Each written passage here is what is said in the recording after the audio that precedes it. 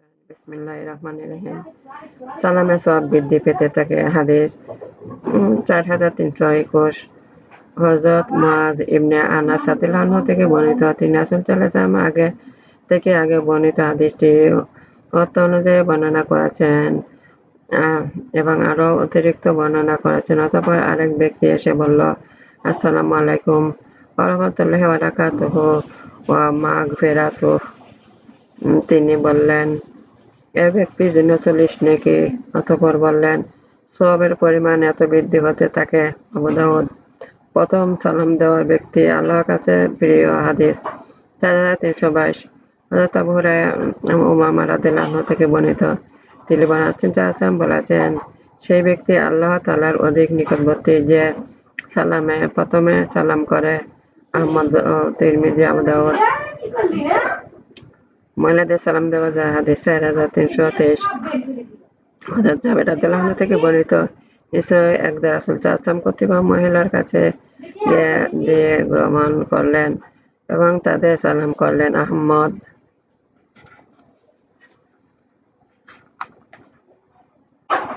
কথাবার্তার আগে সালাম করতে হয়। হাদিস 4329। হযরত জাবের রাদিয়াল্লাহু আনহু থেকে বর্ণিত, তিনি বলেন, রাসূল সাল্লাল্লাহু আলাইহি ওয়াসাল্লাম বলেছেন, কথাবার্তার আগে সালাম করবে। তিরমিজি। তিনি বলেছেন, হাদিসটি গরীব। অন্যের মাগফিরাত সালাম প্রেরণ করা যায়। হাদিস 4331।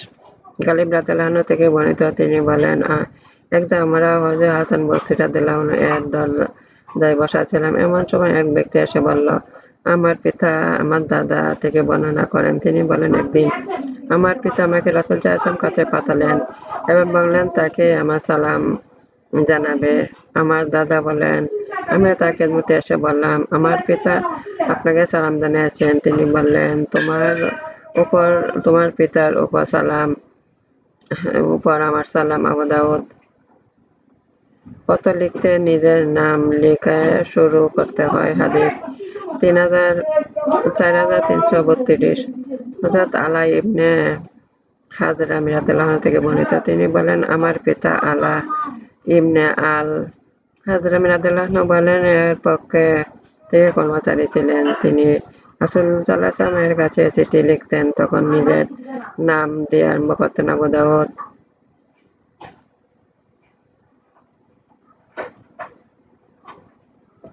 অন্য কোন জাতির অনুসরণ করা যাবে না। হাদিস 4325। হযরত ইবনে সুয়াইব তার পিতার মাধ্যমে তার দাদা থেকে বর্ণনা করেন যে রাসূল সাল্লাল্লাহু আলাইহি ওয়াসাল্লাম যে ব্যক্তি আমাদের ছাড়া অন্য জাতির সদৃশ অবলম্বন করবে, সে আমার দলভুক্ত নয়। তোমরা ইহুদী নাসারদের সদৃশ গ্রহণ করিও না। ইহুদীদের সালাম হলো আঙ্গুলের ইশারা এবং খ্রিস্টানদের সালাম হলো হাতের তালুর ইশারায়। তিরমিজি। তিনি বলেছেন, এ সনদ দুর্বল। গৃহবাসীদের সালাম দিয়ে গৃহে প্রবেশ করতে হয়। হাদিস 4327। হযরত কাতাদা রাদিয়াল্লাহু আনহু থেকে বর্ণিত, তিনি বলেন, রাসূল সাল্লাল্লাহু আলাইহি ওয়াসাল্লাম বলেছেন, যখন তোমরা কোনো গৃহে প্রবেশ করবে তখন গৃহবাসীদের সালাম করবে, আর যখন বের হবে তখন গৃহবাসীদের সালাম করবে, পরে বিদায় গ্রহণ করবে। বাইহাকী শুআবুল ঈমানে মুরসালে বর্ণনা করেছেন।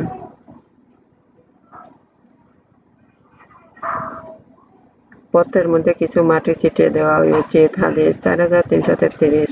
হযরত জাবের রাদিয়াল্লাহু আনহু থেকে বর্ণিত, নিশ্চয়ই রাসূল সাল্লাল্লাহু আলাইহি ওয়াসাল্লাম বলেছেন, যখন তোমাদের কেউ কোনো পত্র লেখে সে যেন তাতে কিছু মাটি ছিটিয়ে দেয়, উহা উদ্দেশ্য হাসিল হওয়ার ব্যাপারে বিশেষভাবে সহায়ক। তিরমিজি। তিনি বলেছেন, হাদিসটি মুনকার। কলম কানে রাখলে কথা বেশি স্মরণ হয়। হাদিস 4334। হযরত যায়েদ ইবনে সাবিত রাদিয়াল্লাহু আনহু থেকে বর্ণিত, তিনি বলেন, একদা আমি রাসূল সাল্লাল্লাহু আলাইহি ওয়াসাল্লামের কাছে এলাম। এই সময় তার সম্মুখে ছিল একজন কাতিব। শুনতে পেলাম তিনি কাতিবকে বলেছেন, কলমটি তোমার কানের উপর রাখো, কেননা এতে প্রয়োজনীয় কথা বেশি স্মরণ আসে। তিরমিজি। তিনি বলেছেন, হাদিসটি গরীব, সনদের মধ্যে দুর্বল আছে।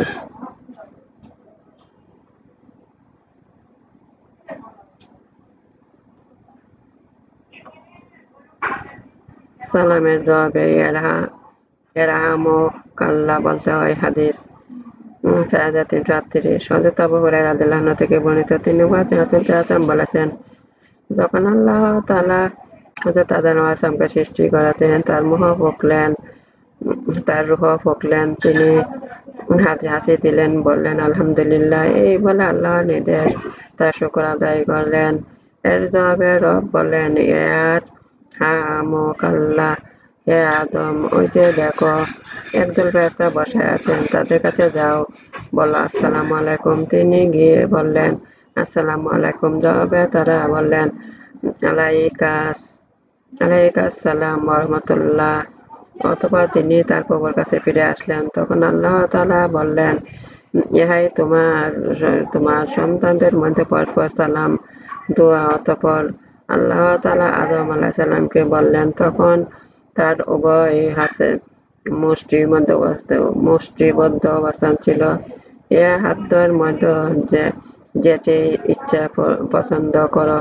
তখন আদম আলাইহিস সালাম বললেন, আমি আমার প্রভুর ডান হাতকে পছন্দ করলাম। অথচ আমার প্রভু উভয় হাতই বরকতময়। অতঃপর আল্লাহ তাআলা তার মুষ্টি খুললেন, উহার মধ্যে রয়েছে আদম আলাইহিস সালাম, তার সন্তান-সন্ততি।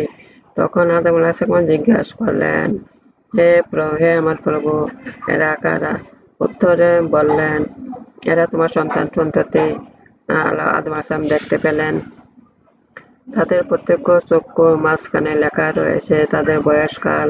তিনি এদের মধ্যে এমন এক ব্যক্তিকে দেখতে পেলেন যে তার চেয়ে সকল উজ্জ্বল, অথবা বলেছেন সে সর্বাপেক্ষা উজ্জ্বল। তখন আদম আলাইহিস সালাম জিজ্ঞেস করলেন, হে আমার প্রভু, এই লোকটিকে?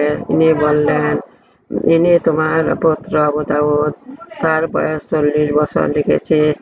তখন আদম আলাইহিস সালাম বলেছেন, হে আমার প্রভু, আমার বয়স আরো বৃদ্ধি করে দেন।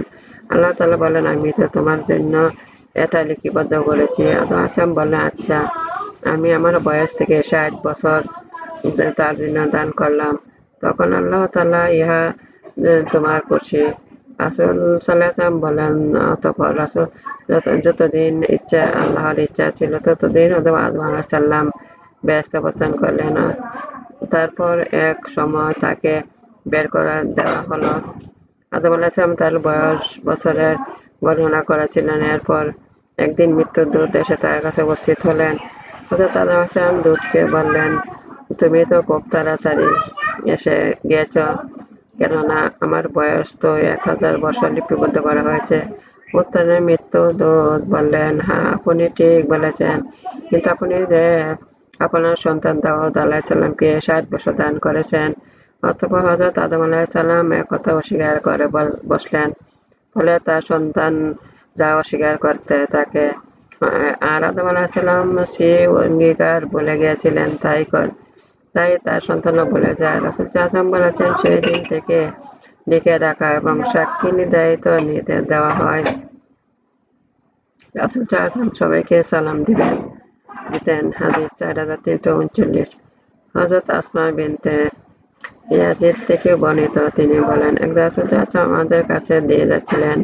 যখন আমরা কিছু মহিলাদের সাথে বসা ছিলাম, তখন তিনি আমাদেরকে সালাম করলেন। আবু দাউদ ইসমি মাযহাবের আগে সালামকারী ব্যক্তি সবচেয়ে উত্তম। হাদিস 4342। হযরত আব্দুল্লাহ ইবনে মাসউদ রাদিয়াল্লাহু আনহু থেকে বর্ণিত, রাসূল সাল্লাল্লাহু আলাইহি ওয়াসাল্লাম বলেছেন, আগে সালাম প্রদানকারী গর্ব অহংকার হতে মুক্ত। বাইহাকী শুআবুল ঈমানে।